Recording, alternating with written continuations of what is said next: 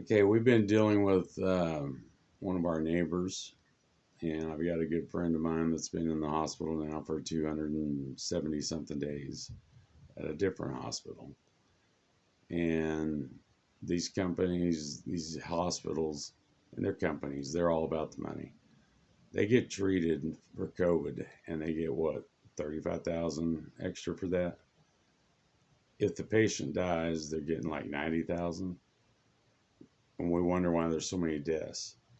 These hospitals are refusing people to even help people if they're not willing to get the vaccine. They're not doing anything for them. Then they refuse to let them leave. In our neighbor's case, they have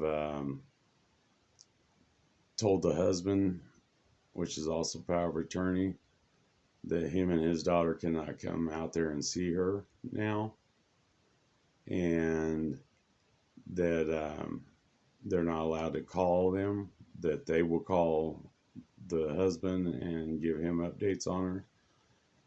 And then ever since they mentioned the lawyer, all of a sudden, her stats are looking better and everything else. On a patient agreement, it states that, and the hospitals give you this, any medical gives you this. You get a patient rights form, and it states that you're in full control of your care. This hospital does not believe in ivermectin or hydrochlorine or whatever it is. They don't believe in anything like that because it's untested. You know, they're willing to do other experimental stuff, but all they're doing with this patient right now is just flipping them every 16 hours. That's it. They refuse to do anything. Okay, follow the money. But you guys want to follow the science? All of you liberals that want to follow the science out there, what do you think medicine is? Medicine is science. There is so many medicines out there that have crossed over and are being used for other uses now. Ivermectin originally was to kill parasites in these animals, horses and pigs and stuff. Then FDA approved it as well for use with psoriasis and some other issues with humans. Okay? How many other drugs have started out with one thing, and a doctor out there would say, if you don't mind, let's try this. They'd ask the patient, they get the okay from the patient, let's try this and just see what it does. And it works. There's other countries right now that have dropped the vaccine and are seeing really good results with ivermectin. Why aren't we? Follow the money. See, that's the whole thing. They're not following science. They're not following medicine and the science of medicine. They're following the money is what they're doing. And we're sheep. We're following their orders. CDC, FDA, they're not even federal agencies, and we're following them like they're gods. Explain that to me. And Google's hiding it. I worked with FDA. I was QCU, for 8 years. And I know that they're privately owned. CDC is privately owned. They do get money from the taxpayer, but most of their money comes from private individuals and companies. FDA, they also get money from pharmacies or big pharma to test medicine and pass it. And that's another thing.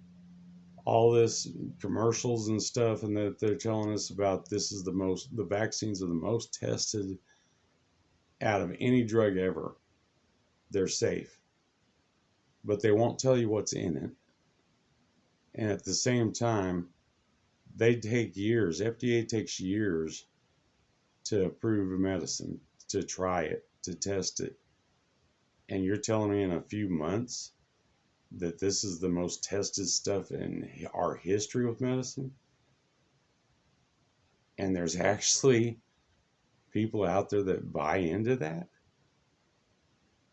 People wake up.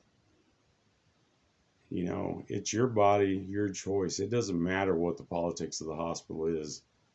Your patient agreement, your patient rights form that they give you said you get to pick the drugs, you get to pick the medical care that you get.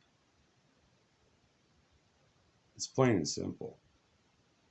These hospitals and everything, and that hospital has gotten hold of the police department, the Rogers Police. I'm talking about Mercy Hospital in Rogers, Arkansas. My other friend that's been in over 270 something days is at Regency inside of Northwest Medical Hospital in Springdale, Arkansas.